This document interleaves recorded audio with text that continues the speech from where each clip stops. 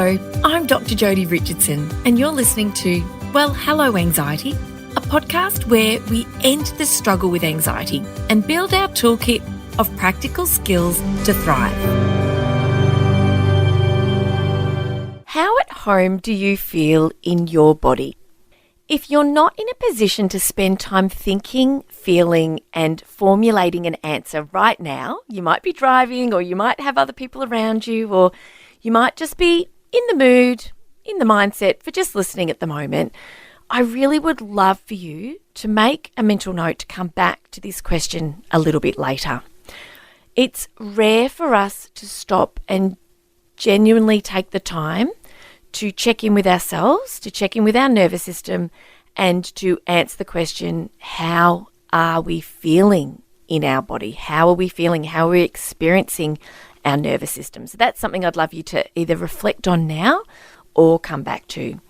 The reason I'm asking you to really think about your answer to this question is because how at home we feel in our body speaks to the regulation or otherwise of our nervous system. And it's a powerful insight that today's guest brought to us last time she joined me on the podcast. If you're not feeling at home in yourself right now, I really want to say two things to you. And that's number one, that you're not alone. And number two, it's changeable. And today's conversation will really support you. And I guess that's why I just get so excited about every guest that I bring to you, but particularly today, having Jessica Maguire back with us. Jessica taught us all about the vagus nerve last time she was a guest on Well, Hello Anxiety, and she's back with us again. And it's just such an honour to have her time and have her share her knowledge with us, because she really is a global leader in nervous system education. In addition, she's a TEDx speaker, a lecturer, founder of Nervous System School. She has a podcast as well, which we'll hear more about later. And she really is genuinely on a mission to teaching people all over the world how to become more attuned to their nervous system, and how, me included, how we can actively take care of our emotional states and our physiology. And so, Jessica, welcome back to the podcast. Thank you so much for joining me again.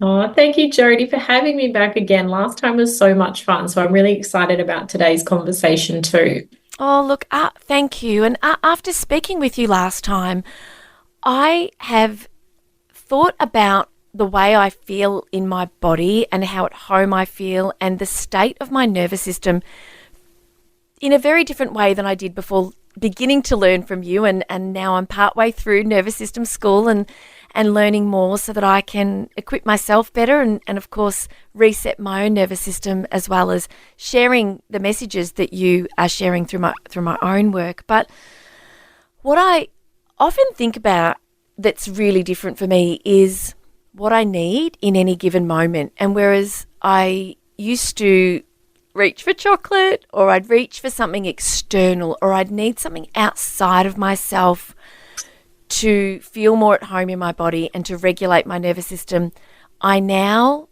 have the answers within, and it just helps me to really live a healthier life. Not only that, but also be more at home in myself and regulate better when I am dysregulated for whatever reason that happens. So I really love this work that you're doing, and yeah, really excited to be able to share more of that today. So can you please start by talking to us through the three primary nervous system states? So listeners who haven't had the pleasure of learning from you before, or are new to this type of thinking around the nervous system, have a good kind of mental picture of the nervous system. Yes, I'd love to. And it's the best place to get started. This is really the foundation for all nervous system work. So we talk about it in the nervous system reset in a little bit of a different way, because we wanted to make it as accessible for everybody to understand. Now, if we feel that we are in more of a regulated state, where we're in the just right state, we're going to not necessarily feel perfectly calm. And I think having that expectation to be perfectly calm all the time is just unreasonable. You know, we're going to have stresses in our life. But within that state, we're not overwhelmed by sensations in our body or our emotions. And we can still think clearly enough to make good decisions in line with our values. So it means that, we're not necessarily speaking to the people that we care about in ways that we don't want to, or we're not, storming off, or we're able to think clearly through what it is we need to do, even though we may have waves of nervousness and things like that. So we call that in the nervous system reset the just right state. Now, if I'm facing a stressor, I will move towards the state what we've described as being too hot, or the sympathetic nervous system state. Now, people might be familiar with this state because it is a mobilizing part of our nervous system. If you think about this as being like the accelerator in a car, where our nervous system mobilizes us so that we can rise to the stressor, the demand, or the challenge. And that might look like feeling ourselves having the urge to do something. When we're anxious and worked up, it's really hard for us to be still and to sit still and listen to people. We kind of leave the present, and our mind wanders off into maybe excess planning. So I think that's a big one for people, where they start thinking, well, if I just do this, this, and this, and this, then I'll be okay. So we can feel likely anxiety, nervousness, tension, and that often shows up in the body. Our heart may beat faster, our belly gets tight, and it can also go to more of the fight branch, or fight or flight. And in that instance, what we might feel is there's more of an anger or tension in the body, and a bracing, where we might move towards whatever it is that we're worked up about. So in that hotter state, we're really looking at seeing mobilizing energy that either pushes us towards something or we move away from it, fight or flight. And for some people, this can show up as well in ways that they don't quite connect to that being a stress-related thing, like insomnia. That waking up at 3 a.m. in the morning can often be because the sympathetic nervous system energy is too high. And we actually do need to wind that back for us to be able to go to sleep and stay asleep. And our third state that we've described in the nervous system reset is the too cold state. And this, if we're looking through a technical lens, we might describe that as a dorsal vagal state. But unlike the mobilizing response of the sympathetic nervous system state, this one uses an immobilization. And we will actually feel our energy drop. So for some people, you can see it in their body. Their spine collapses, they slump, they drop their head, their shoulders round. You hear it in their voice that their energy has dropped. And often this is a confusing state, because we might think, well, why would my nervous system want me to collapse or be still? But if we think about this from a survival point of view, stillness can be protective. So we're not seen, it's like we're making ourselves invisible. And in a threat, that can be something that saves our life. We may also freeze in this state, where we feel that sense like I can't move, but there's still activation going on inside of us. But generally, we'll have a sense of apathy, flatness, fogginess, and we may dissociate from our body, where we can't actually feel sensations, or dissociate from the present moment and our environment. And that can feel like we're a little bit cut off from the room we're in, or that it goes fuzzy. We really move between these three states with some level of a blend to it. So, for instance, we can move into a combination of the just right state, where we have access to our vagus nerve with that mobilizing energy. And I might be experiencing that, Jodie, while I'm talking to you, because I love speaking about this topic so much that it gives me mobilizing energy that is expressed as passion, purpose, motivation. It gives me that endurance to keep going with our talk.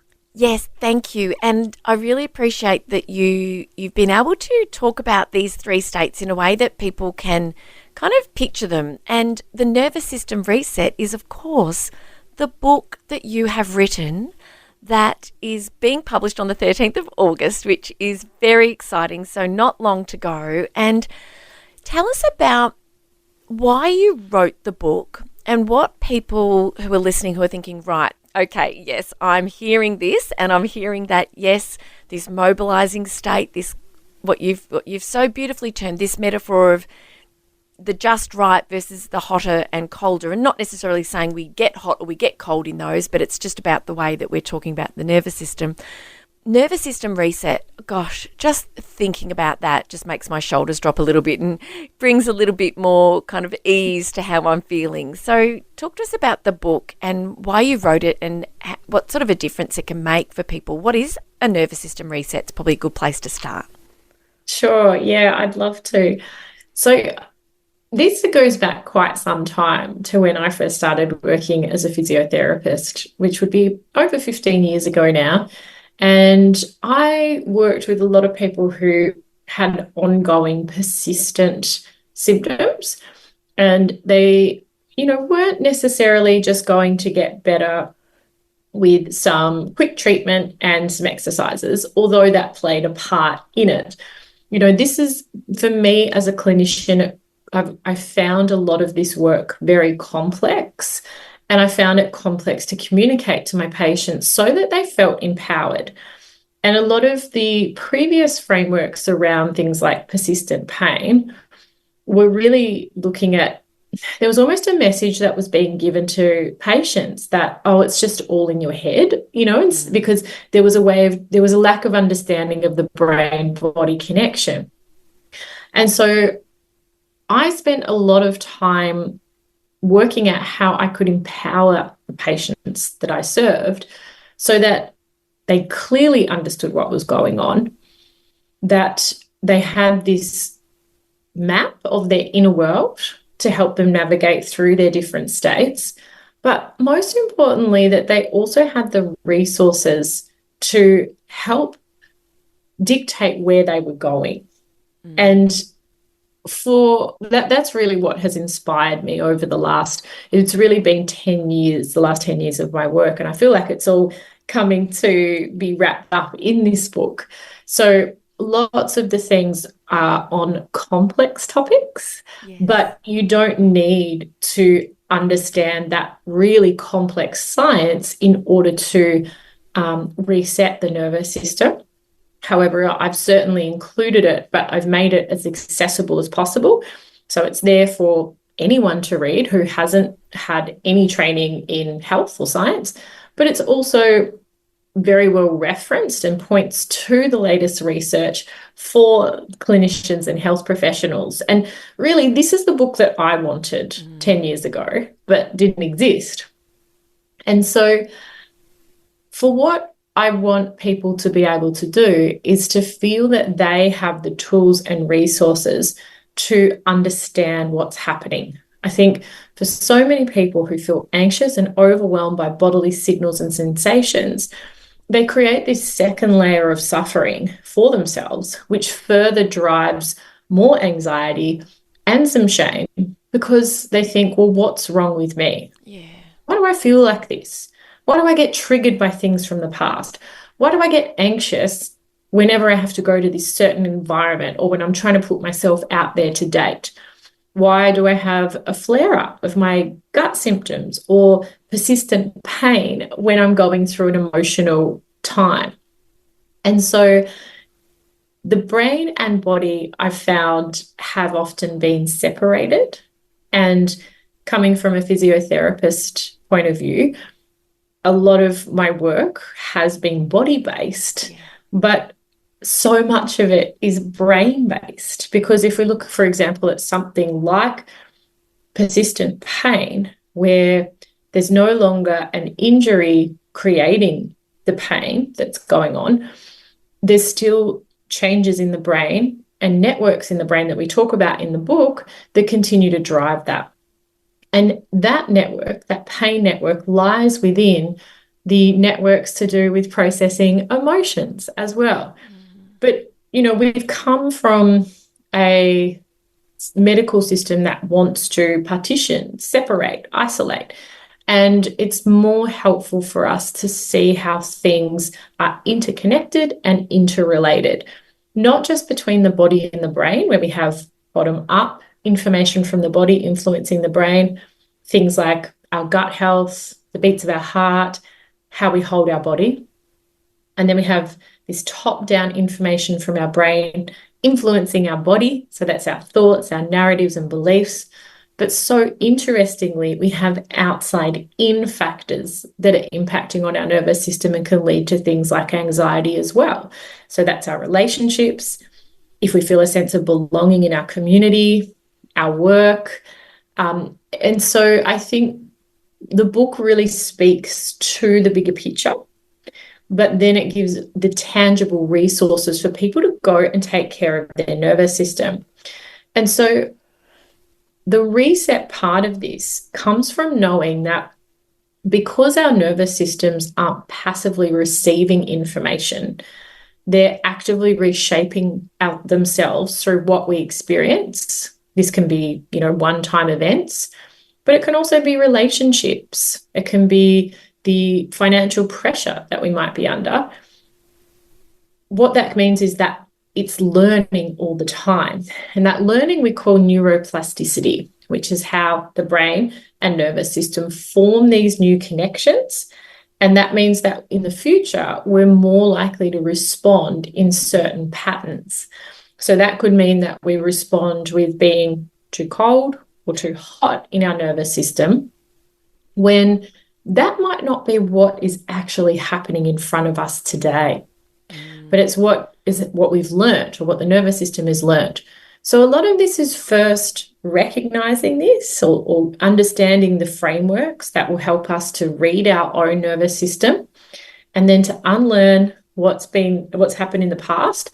And we have a relearning process through the resources in the book, which can mean that we don't spend as much time in the too hot or too cold state, which means we don't have as much anxiety or as much shutdown. We spend more time in that just right state where we feel calm and connected. We are able to connect with others easier as well, and it improves our physical health too.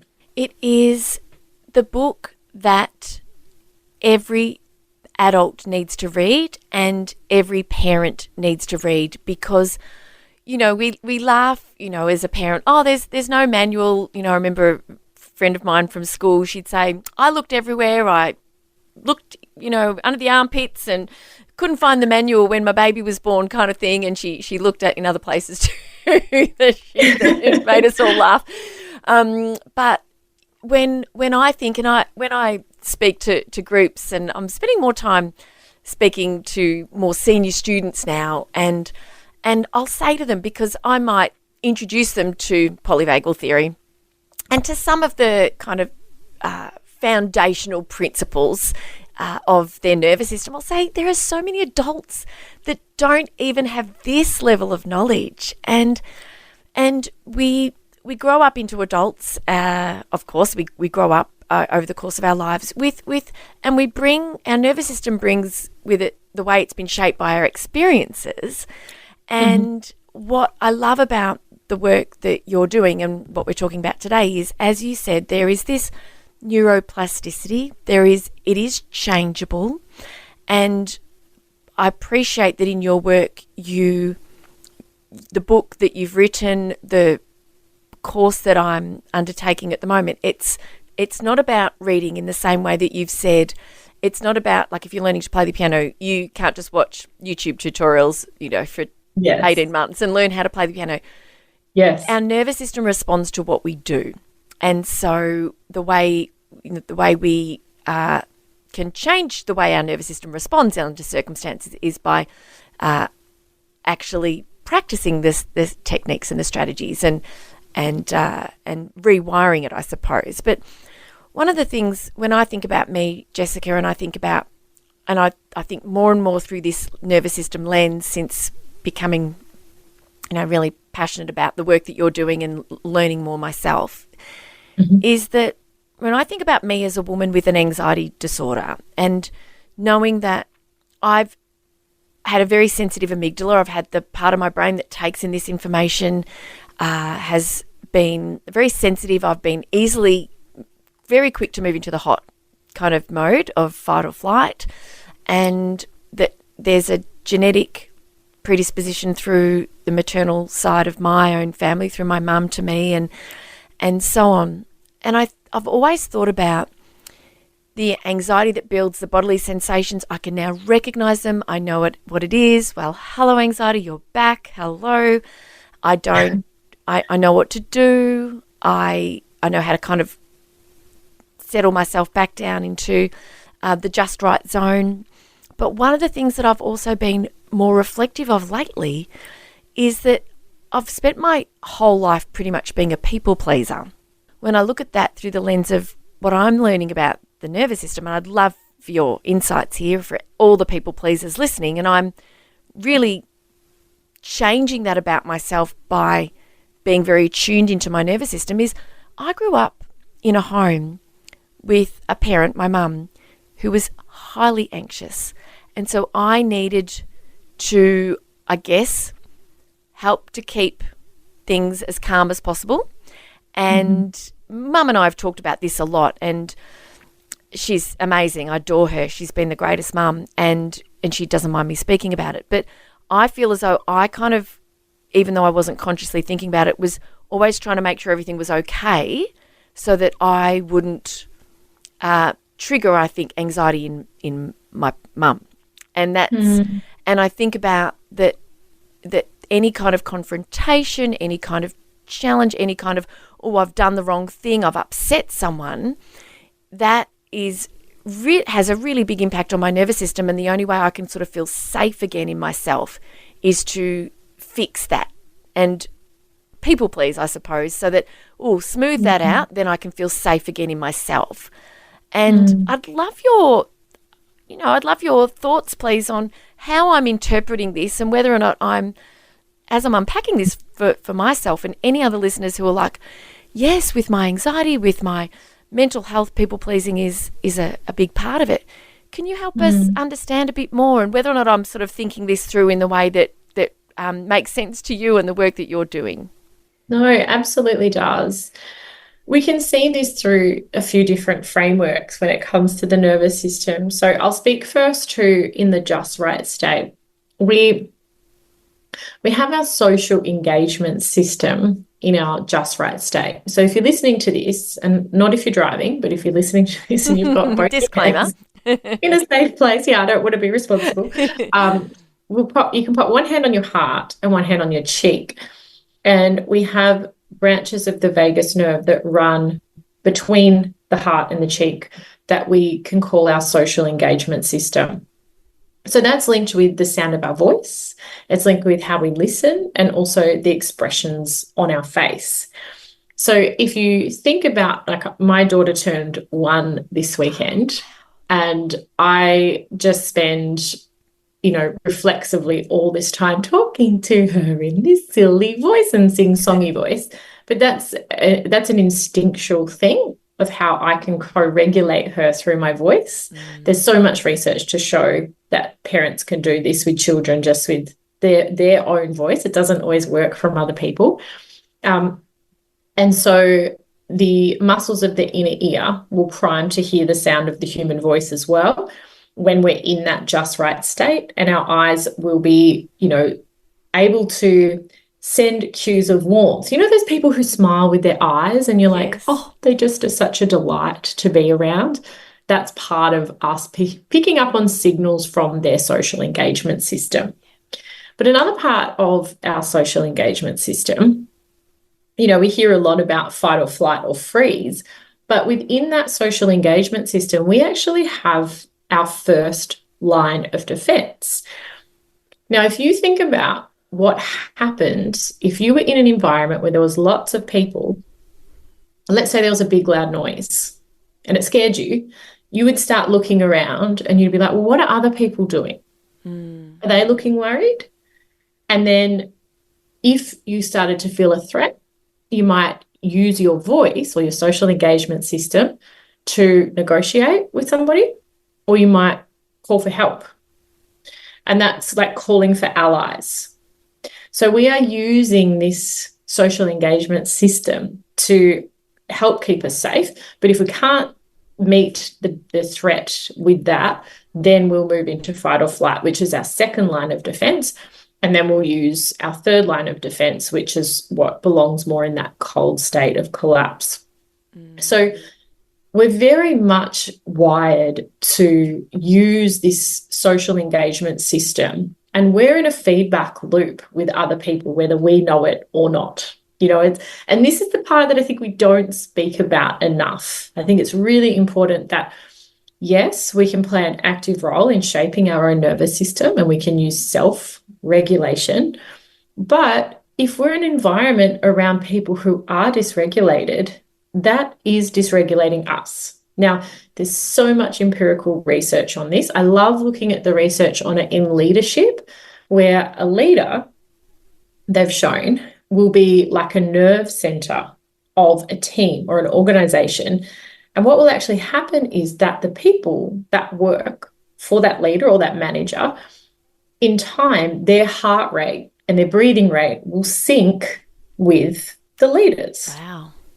There's like really good data to show this. So when a leader is stressed and they're leading a team and they're, telling everyone how hard it is, how bad it is, the team is picking up on that, and they are mobilizing to the leaders, like as the nerve center. Yes. So we know that exists. We see it in schools as well, where teachers and students will have a two-way connection. But where we definitely see it the most is a mother and a child.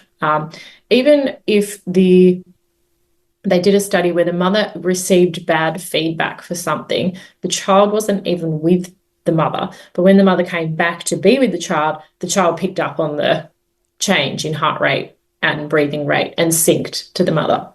So that's, again, that outside-in influence on our nervous system. When we think about what, as children, we need, it is to have the safety of our caregivers.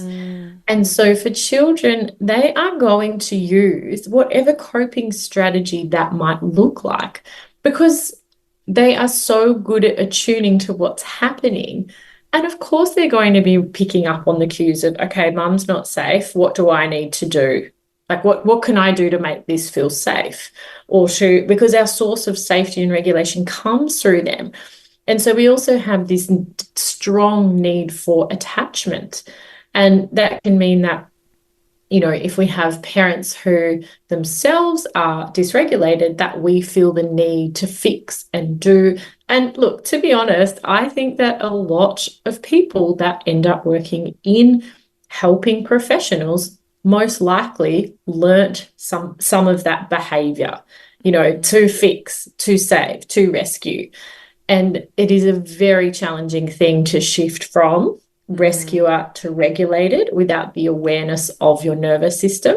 Yes. I can definitely put my hand up for that. It was, it's still something where if I'm not spending time through the day checking in, and I'm around people that are having a difficult time, I want to step into, let me fix this, let me make you feel better.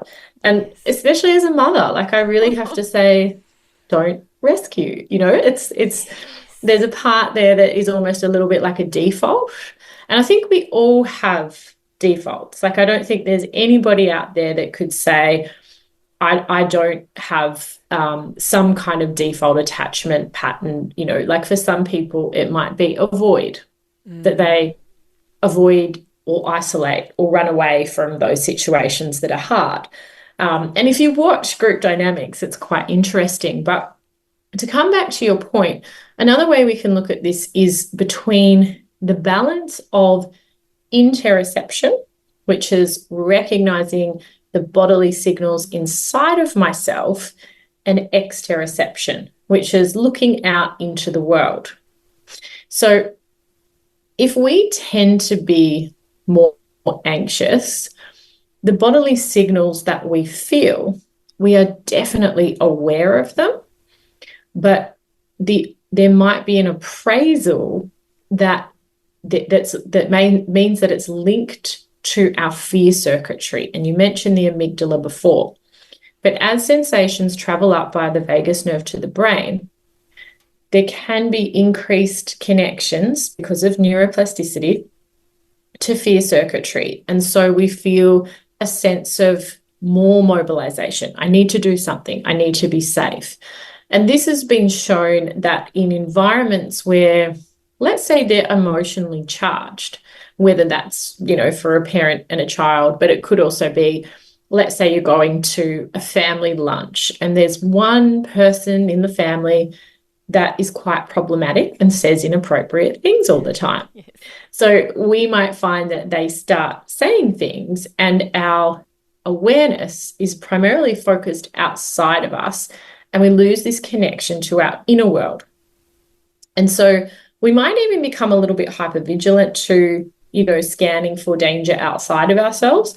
But one thing that can be really useful in that moment is to come back and use our interoceptive awareness to recognize our own bodily signals, and then use those to not only inform us of our emotional state, because that is really important, but then what action we need to take. So let's say it's a member in our family, we've had some drama with them in certain situations, they start saying things that upset us, or it's upset the group dynamic, and we can, instead of losing this access to ourselves, hoping that they change their behavior so we feel safe, we might make this U-turn and come back in and say, okay, I'm noticing my heart is fluttering. I'm noticing this tension in my shoulders. Okay, what happens if I just let this tension go a little bit? What happens as I read these bodily signals? I notice that anxiety is increasing. Can I sit here and, ground myself in this moment? Or do I need to do something else to proactively take care of my emotional state? Like, is there an action I need to take? That could be getting up, either moving out of that environment and maybe going to get a deep breath, excusing ourselves to go to the bathroom. It could be that we recognize we need to say something in that time. But it's learning that when we look at things like what people have labeled as codependency, which I don't necessarily think is helpful, there's a lack of sense of connection to our inner world. And so we're relying on the behavior of people outside of us to make us feel safe. So if we look at people pleasing as being, in its essence, a strategy to feel safe, and instead of saying, well, that person is responsible for my safety, as we might have learnt in childhood if we've had an anxious parent, and we say, what are the bodily signals inside of me? What do I need? What emotional state is here? What state of my nervous system am I moving into? What do I need in this moment?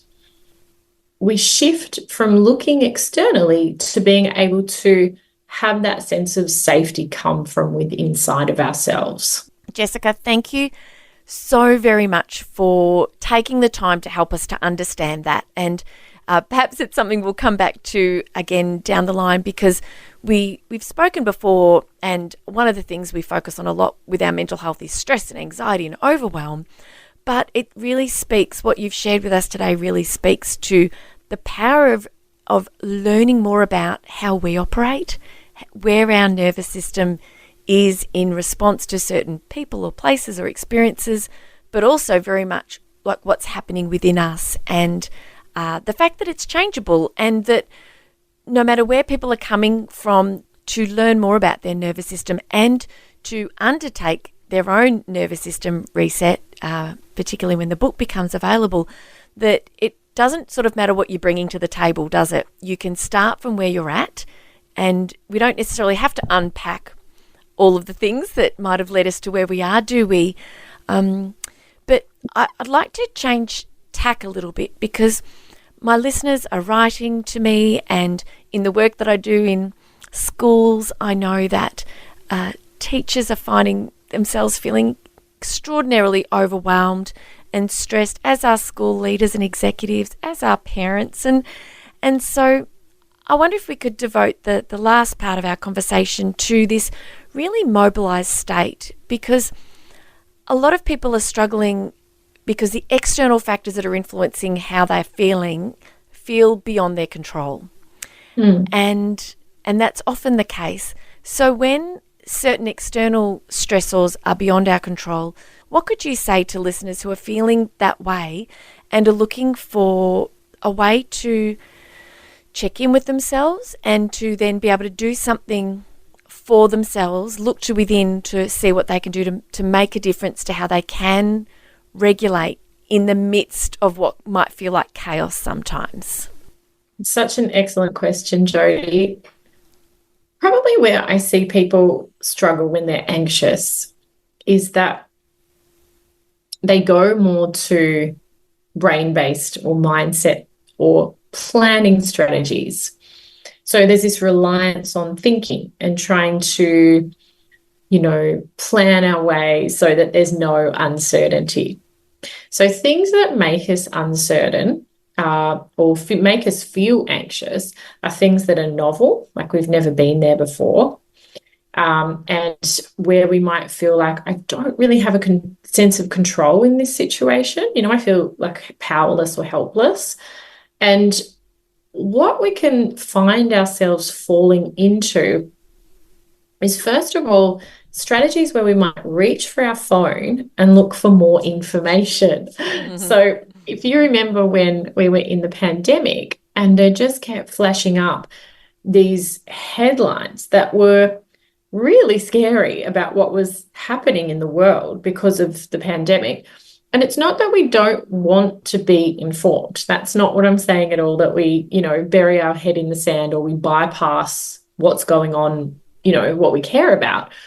But there's a part of our brain called the thinking brain that when we're stressed, it will try to control the situation by searching for more information.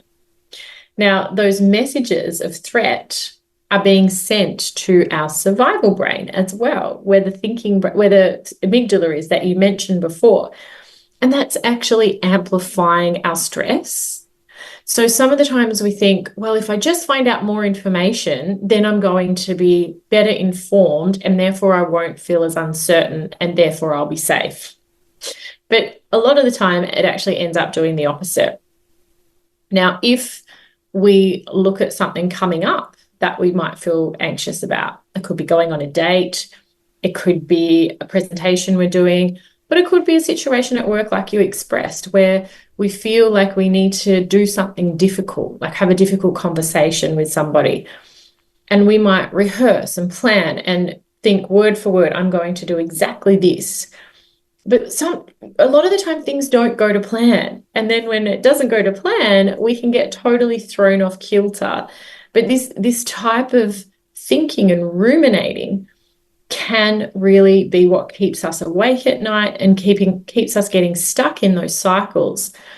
Now, if we think about stress arousal and where our nervous system is communicating information to from our body, it's the lower parts of our brain, which we can collectively call the survival brain. And it communicates with us through releasing hormones and neurotransmitters that create these strong sensations and emotions in our body. If we want to bring a sense of regulation, a sense of bringing that heightened anxiety down and that mobilizing energy to calm down as well, it is so helpful for us to communicate with or work with our body to come into the body. So I mentioned before about interoception, connecting with the sensations inside the body can be so helpful, but also connecting to the body in the present. And we mentioned this so beautifully at the start where you talked about being at home in your body.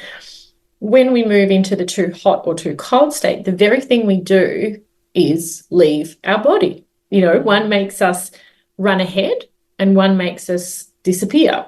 Yes. So we can use tactile information from the surface of our body. We can use proprioceptive information, which helps to keep the body connected to parts of the brain so that there has this down-regulating effect.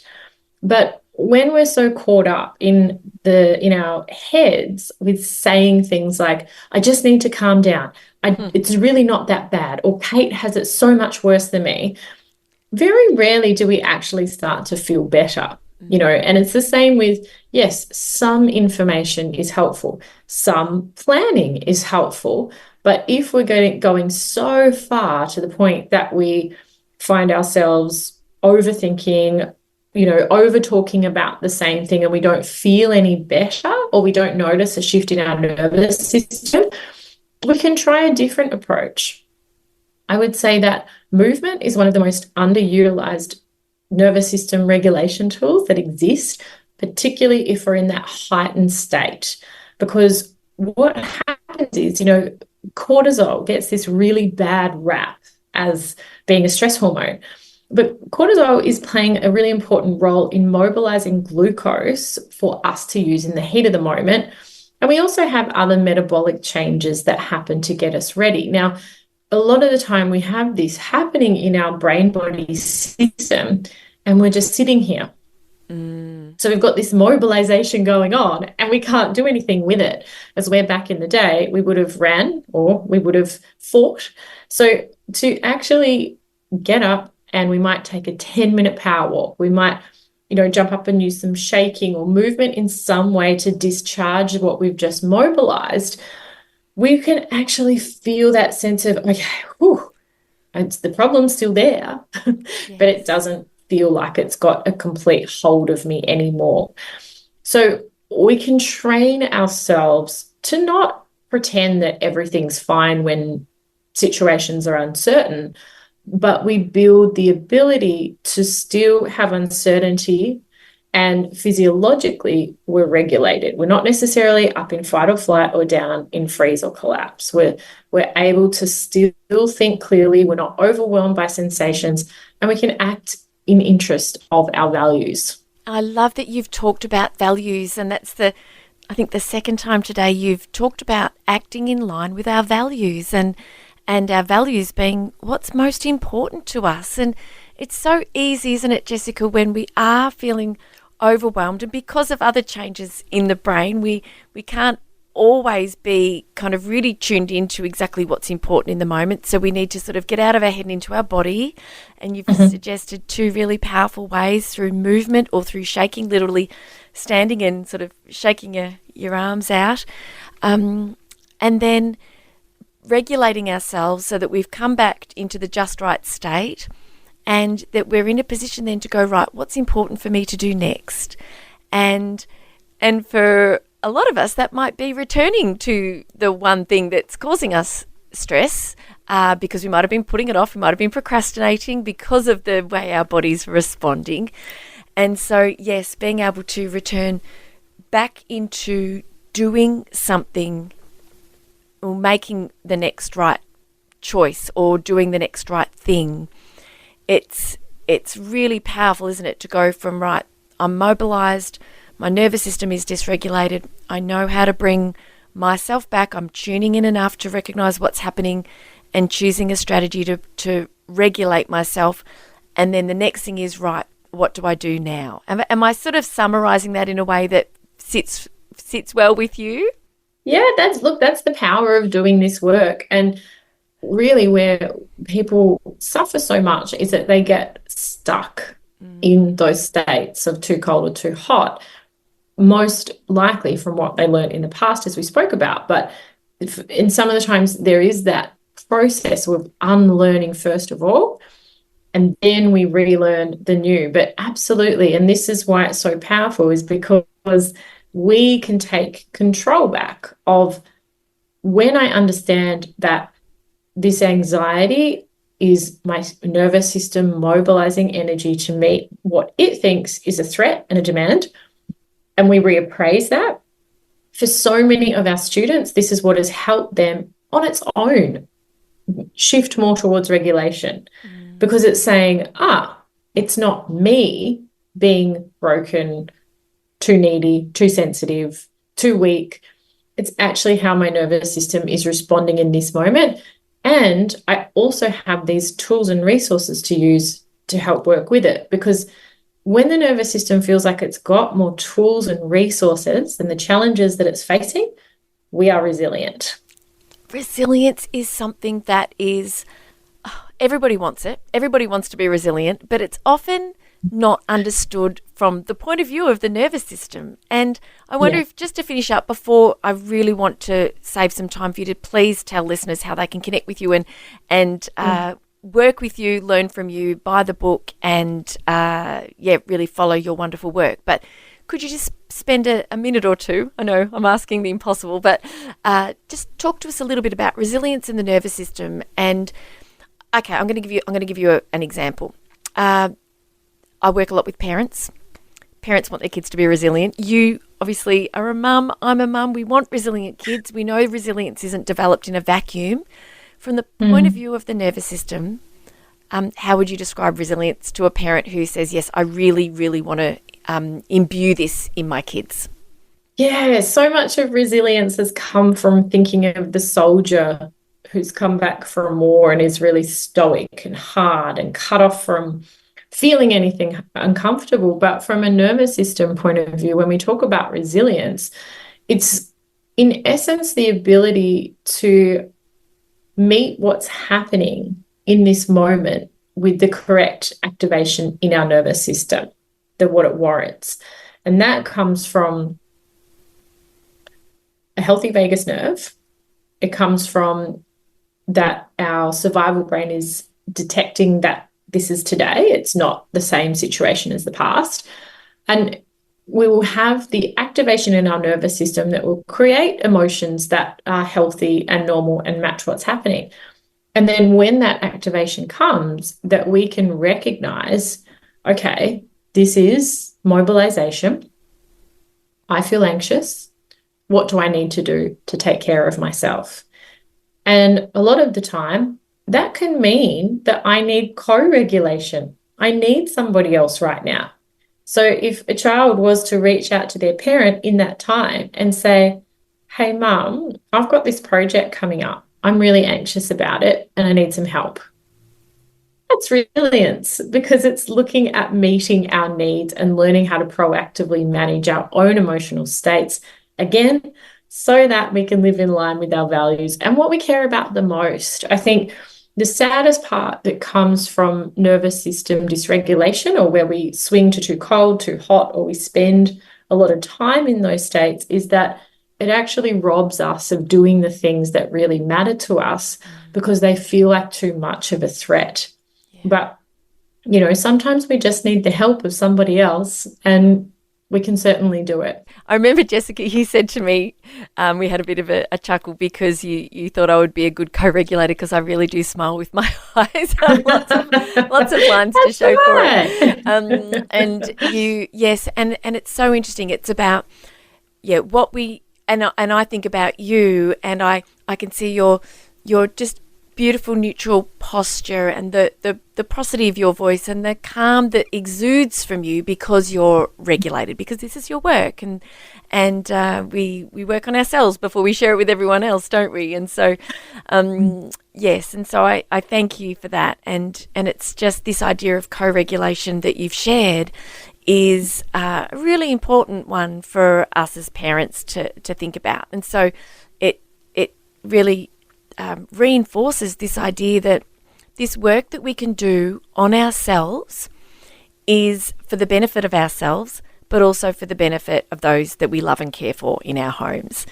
And so there are so many things to learn about the nervous system and about nervous system reset. I'm so grateful for our conversation today, and that listeners and me too have been able to sort of learn more about how we feel in ourselves, and how at home are we, and when we're not, what can we do to come back to ourselves. And so I thank you, and I would love for you to please share how people can learn all about the book, which I'm so excited to be. I'm excited for you because I know it's a really big thing, but also just to have this in the palm of your hands, this resource that is going to really, help people support themselves and others around them. Tell people how they can connect with you, Jess. Thank you, Jodie. That means a lot. So the best place to find us for any of our educational resources, but also the book, is to go to nervoussystemschool.com. I do post a lot on Instagram. I find that's probably where I share the most, and my handle there is repairing_the_nervous_system. So if you want to come and hang out there as well. But you'll find that the book is available from August 13 in all leading bookstores, wherever you get your books from. But we will be very active in our socials around that time, sharing where we are on our with our events as well, because we have missed connecting with people live and are having a lot of live events around Australia. Oh, one in Melbourne? Yes, please come. Yes, I will be there. Amazing.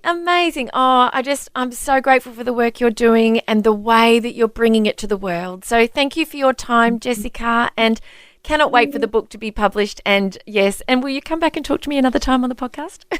I would love to, Jodie. It's been so great once again. So thank you for having me. Thank you so much. And thank you, listeners. I know that every time I have a guest like Jessica, who is just so passionate about her work and just so clear in the way that she shares the work that she loves, that there's so much to take away. So I just want you to take your time with this episode. I think it's going to be one that you're going to come back to. And I want you to be really kind to yourselves. And please reach out to take advantage of all of the resources that Jessica has created. Connect with her on Instagram. Nervous System School is amazing, but the book is coming out soon, and I know that this book is going to be a resource that is going to really support people, not only in the first read through, but it's going to be one to revisit over and over and over. Take your time, be kind to yourself, and let me know how you go. And thank you again for your time. Thank you for spending some of it with us here today, and I very much look forward to being back again next week. Okay, bye. Thank you so much for joining me for this week's episode. If you enjoyed it, please subscribe and leave a review. To keep the conversation going, I'd love you to join me over on Instagram. You'll find me at Dr. Jodie Richardson. Also, if you'd like a copy of my free 5-day mini email course, Calm Your Anxious Brain, then jump over to my website, drjodirichardson.com, and you can sign up down the bottom. I've really enjoyed having your company. Thanks so much. See you next time.